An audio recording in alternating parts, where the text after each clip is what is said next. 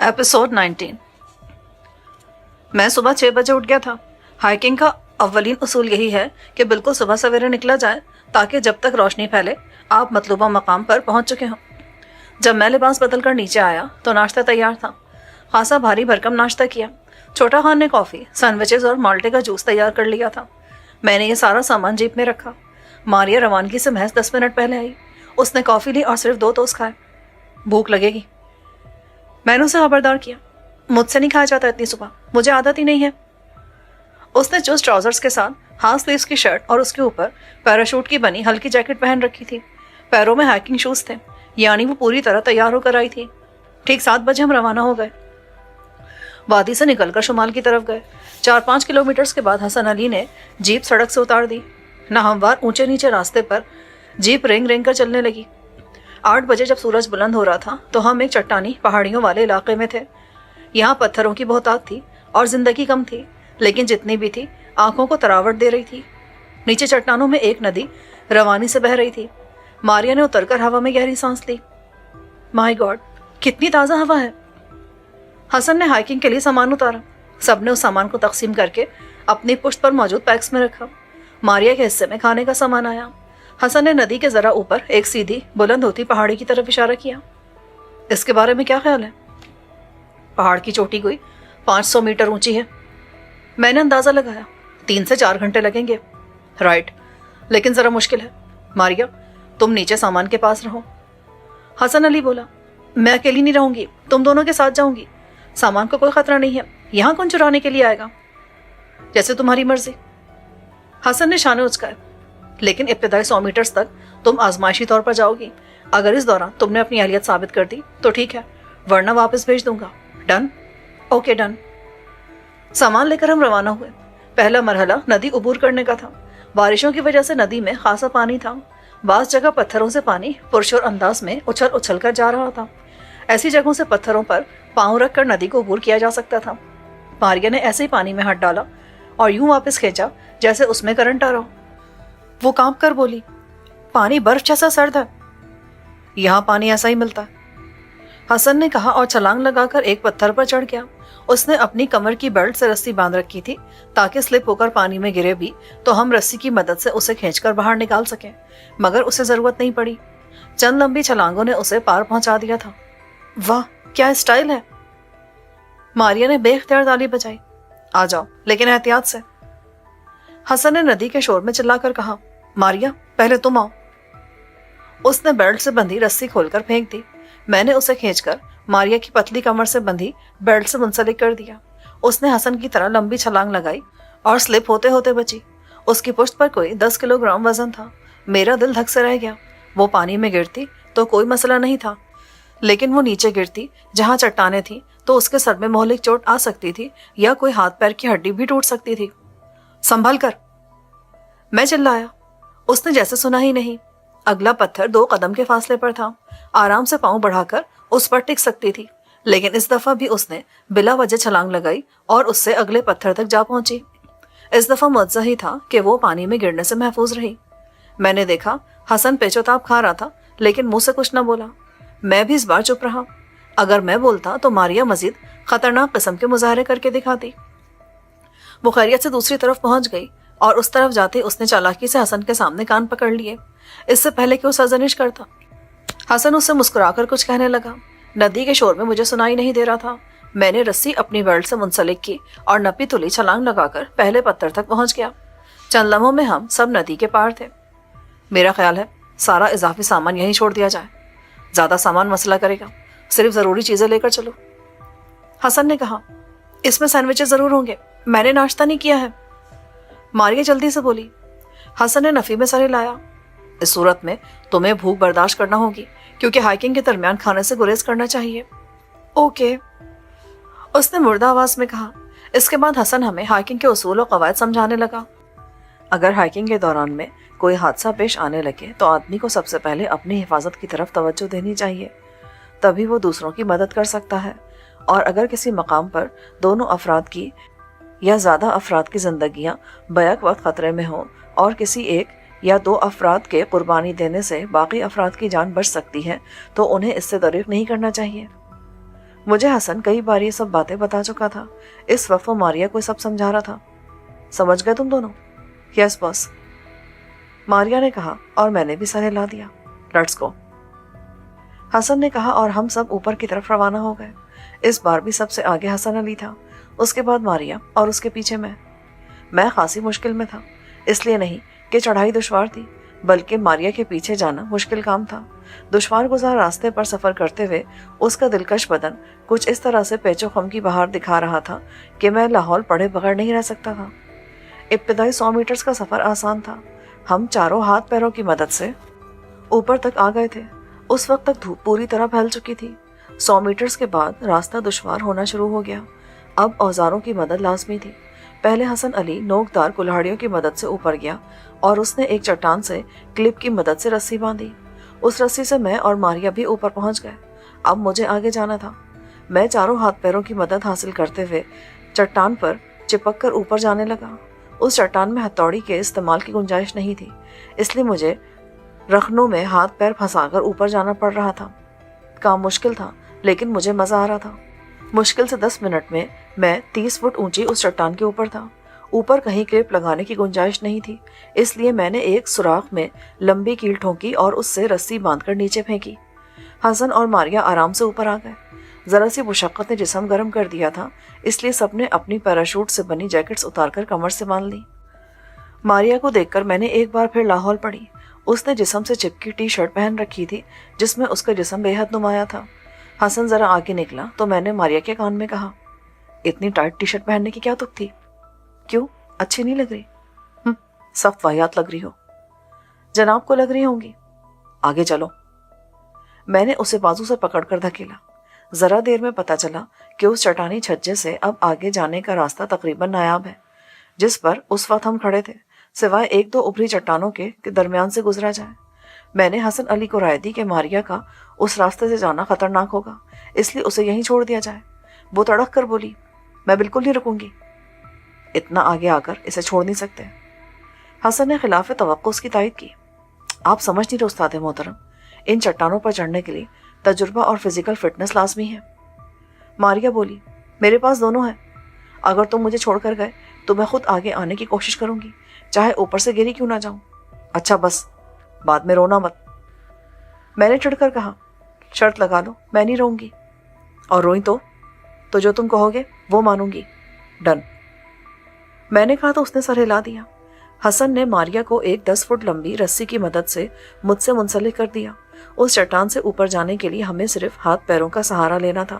ان چٹانوں میں کہیں کیل ٹھوکنے کی گنجائش نہیں تھی، لہٰذا رسی بھی نہیں باندھی جا سکتی تھی.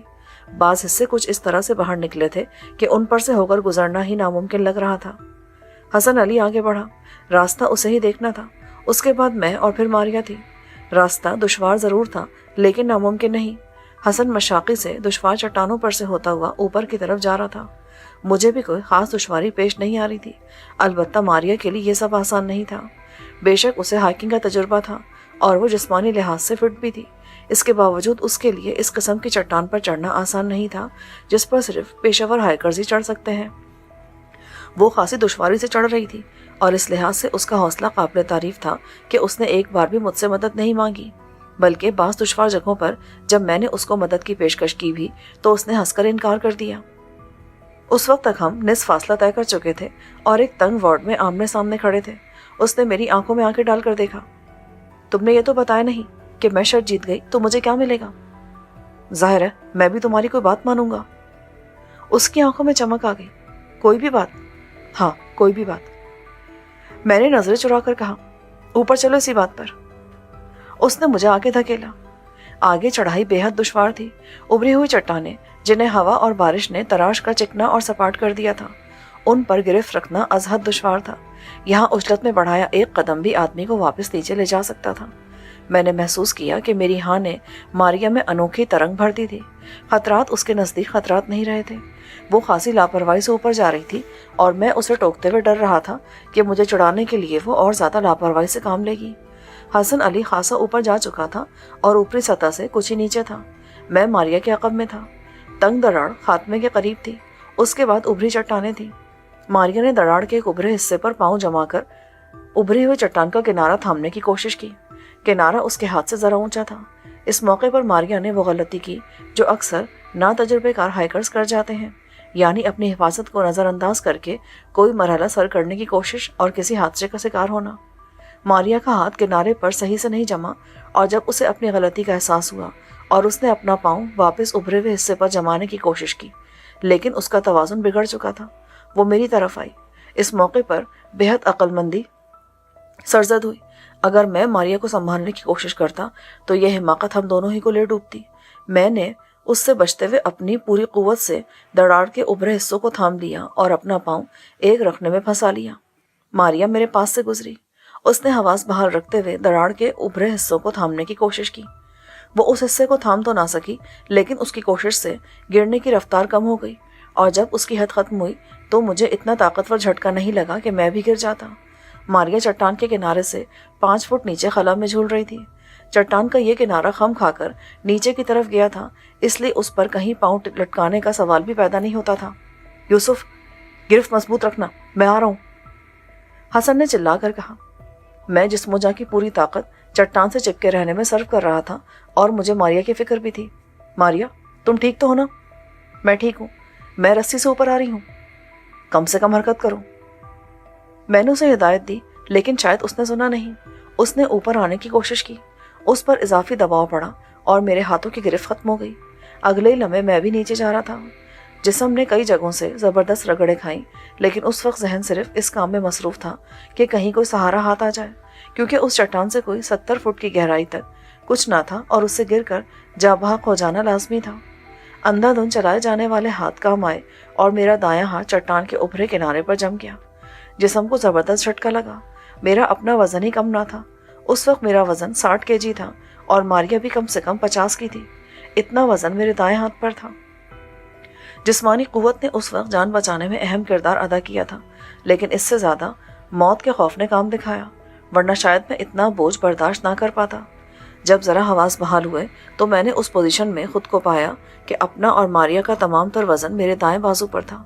رسی بائیں پہلو سے بندھی تھی، اس لیے جسم کا حصہ نیچے تھا۔ میں کوشش کے باوجود بائیں ہاتھ کنارے تک نہیں لے جا سکتا تھا، اور صرف ایک ہاتھ سے زیادہ دیر تک لٹکنا ممکن نہیں تھا۔ حسن علی خاصا اوپر جا چکا تھا، اس لیے اتنی جلدی واپس آنا ممکن نہ تھا۔ دباؤ سے اندازہ ہو رہا تھا کہ میں 1-2 منٹ سے زیادہ اسے سہارا نہیں دے سکتا۔ میرے پٹھے اور رگیں جیسے تڑک رہے تھے۔ یوسف، ماریا نے عجیب سے لہجے میں پکارا، اتنا عجیب انداز کہ ایک لمحے کو میں صورتحال کی سنگینی بھول کر اسے دیکھنے لگا۔ اس کا چہرہ رنگین تھا اور آنکھیں جھلملا رہی تھیں۔ یوسف، رسی کھول دو۔ اس کی بات کا مطلب کسی قدر تاخیر سے میری سمجھ میں آیا۔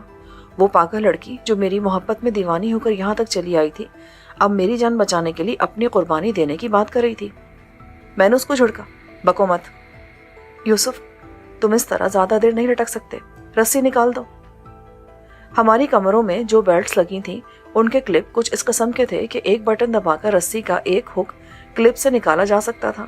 میں نے کوشش کی کہ حسن کو دیکھوں کہ وہ کہاں تک آیا تھا، لیکن یہ ممکن نہ تھا۔ چٹان کا نکلا کنارہ سارے منظر پر چھایا ہوا تھا، اس سے آگے کچھ نظر نہیں آ رہا تھا۔ حسن کی آواز وقفے وقفے سے ابھر رہی تھی کہ وہ آ رہا ہے، پر آواز سے معلوم کرنا دشوار تھا کہ وہ کتنی دور ہے۔ حسن کو میں نے ہمیشہ سرد پایا تھا، کتنے ہی مشکل حالات کیوں نہ ہو، اس کے ظاہر سے اندازہ لگانا دشوار ہوتا تھا کہ وہ کتنا مضطرب ہے۔ یوسف، تم اس طرح زیادہ دیر نہیں لٹک سکتے، رسی نکال دو پلیز۔ خدا کے لیے چپ رہو ماریا، ہم دونوں مر جائیں گے، کیوں نہ ایک مرے، رسی نکال دو پلیز۔ بس، حسن آنے والا ہے۔ شدید دباؤ نے میرے جسم کی ساری رگیں کھینچ دی تھیں، میرے لیے بولنا بھی دشوار تھا۔ ماریا نے دیکھا کہ میں اس کی بات ماننے کے لیے تیار نہیں ہوں تو اس نے اپنی بیلٹ کا کلپ کھولنے کی کوشش شروع کر دی۔ مجھے احساس ہوا کیونکہ اس نے بولنا بند کر دیا تھا۔ اسے کلپ کھولتے دیکھ کر میں چیخا، ماریا، یہ کیا کری ہو؟ اس نے کوئی جواب نہ دیا۔ وہ اس معاملے میں ناتجربہ کار تھی۔ اصل میں رسی کا دباؤ کلپ کھولنے میں رکاوٹ تھا۔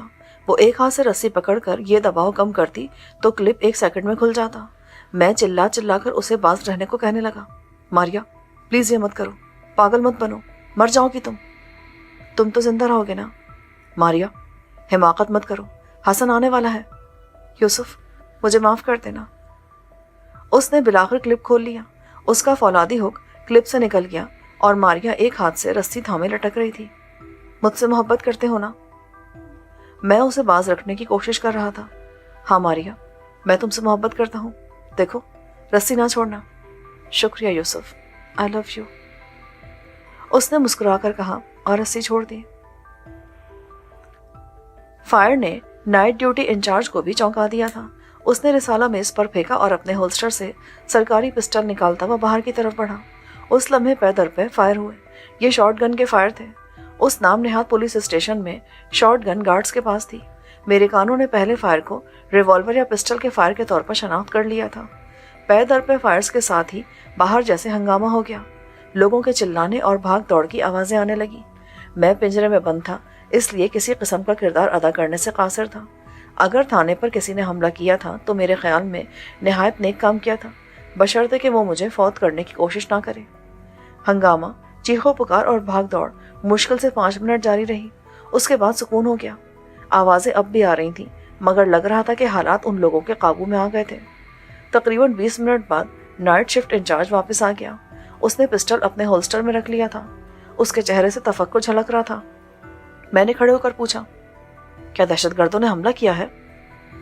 اس نے بدمزگی سے مجھے دیکھا اور کتے کی طرح غرایا جس کی دم پر کسی نے پاؤں رکھ دیا ہو. Shut up. میں واپس اپنی جگہ پر آ گیا. وہ چند لمحے کھا جانے والی نظروں سے میرے سیل کی طرف دیکھتا رہا، پھر فون اٹھا کر نمبر ڈائل کیا اور بولا، سر، جیک ہیئر.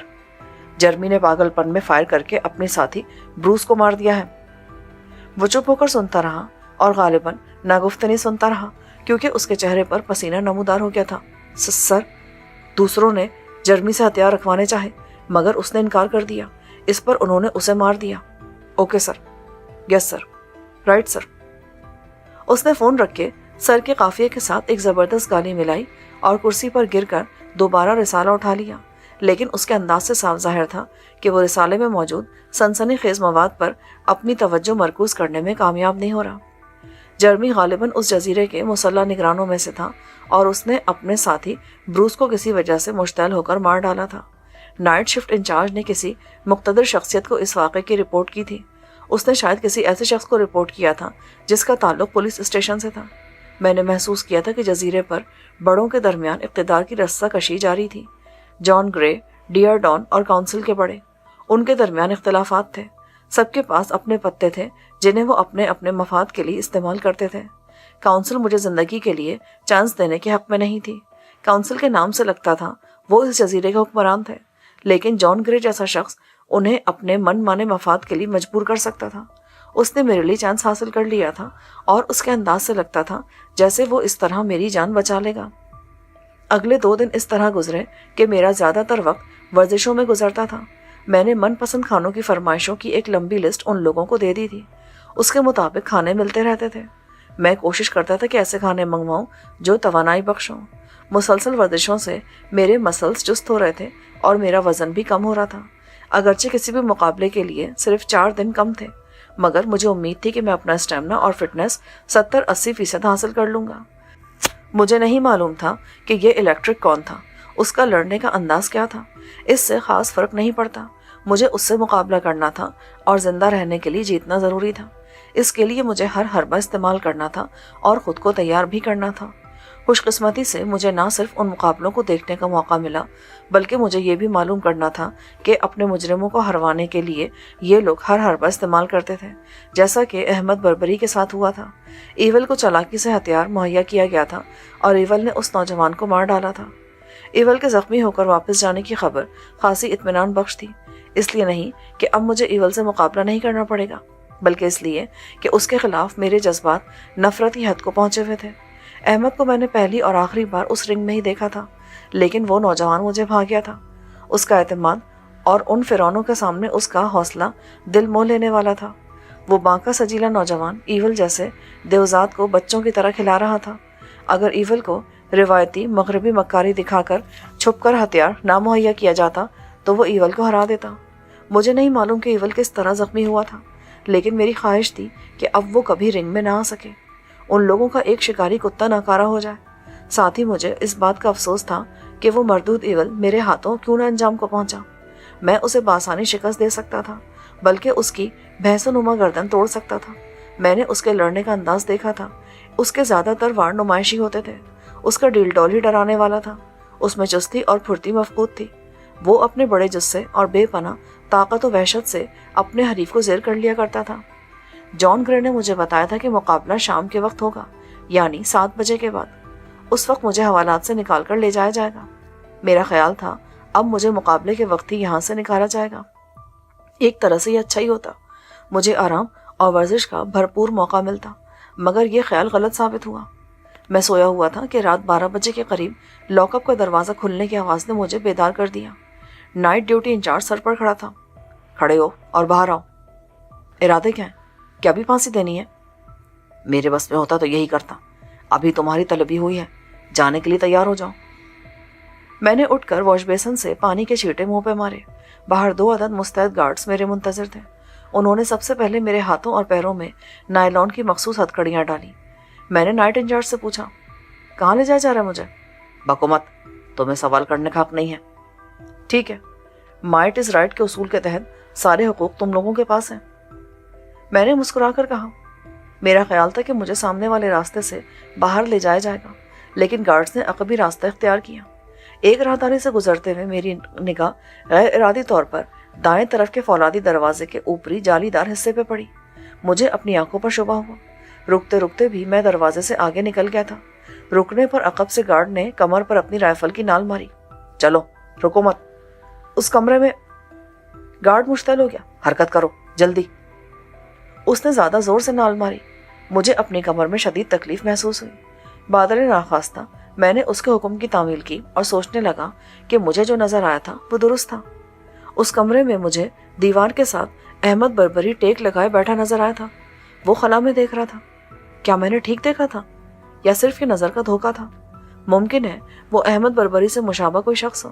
اس کے سر پر گھونگھریالے بال تھے، ویسا ہی پرکشش سانولا رنگ اور ویسے کھڑے نقوش۔ احمد خالص بربری نسل نہیں لگتا تھا، بلکہ اس کی رگوں میں عرب خون کی آمیزش بھی محسوس ہوئی تھی، ورنہ بربری زیادہ سانولے رنگ اور کسی قدر افریقی نقوش کے حامل ہوتے ہیں۔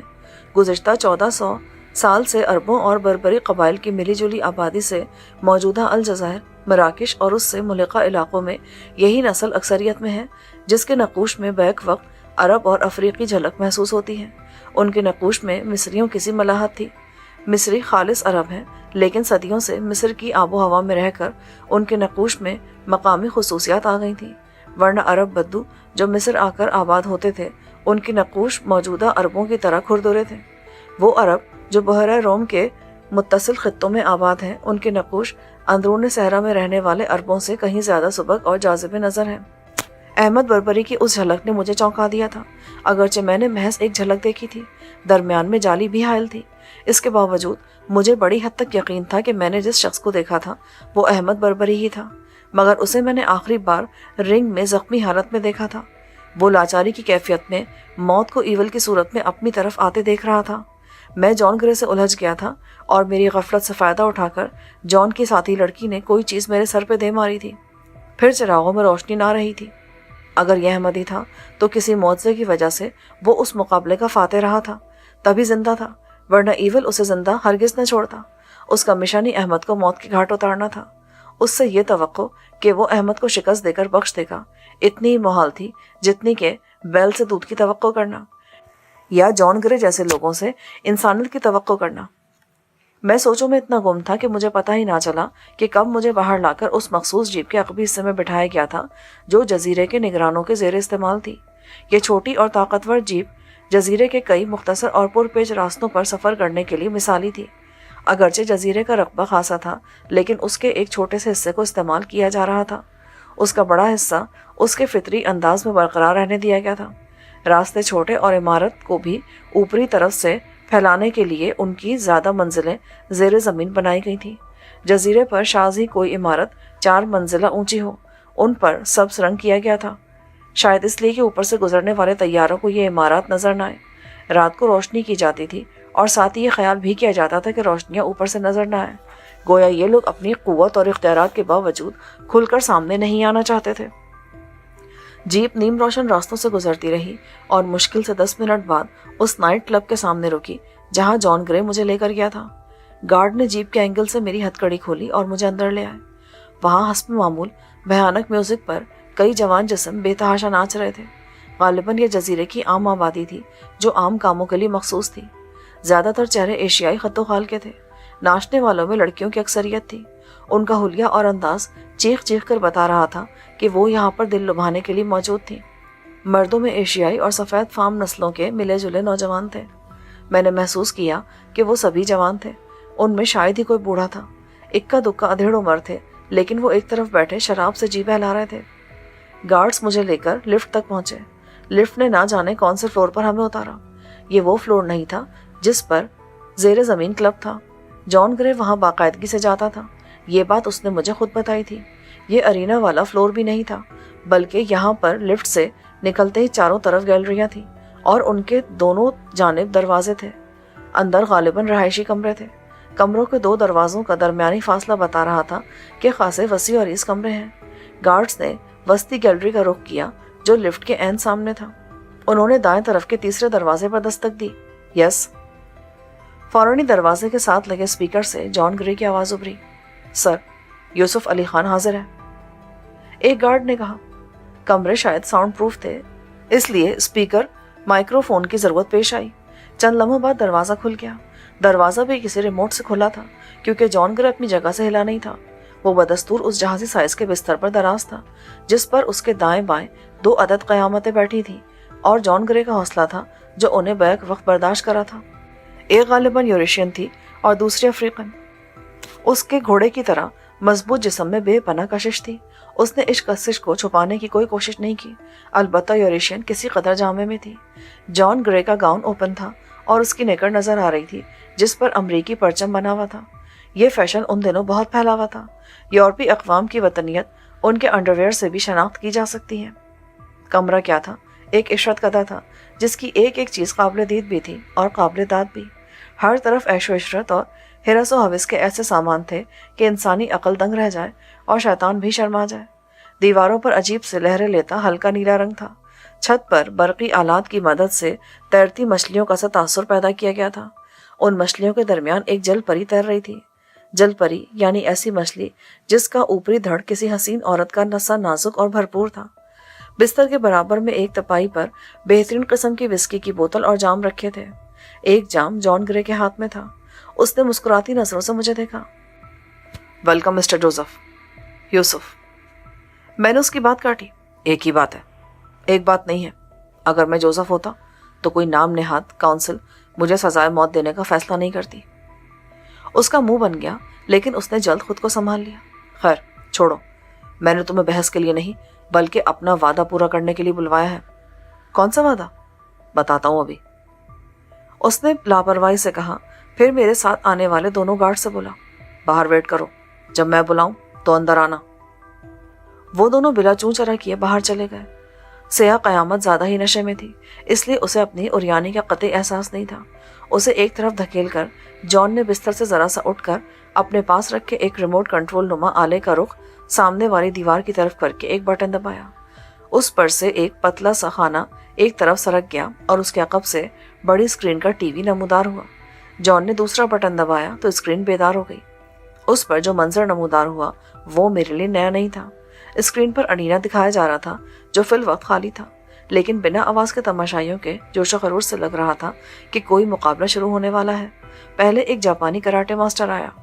یہ کیمانوچی ہے، اس کا مقابلہ الیکٹرک سے ہوا تھا، جان نے کہا، اور کیونکہ الیکٹرک زندہ تھا اس لیے موت کیمانوچی کے حصے میں آئی ہوگی۔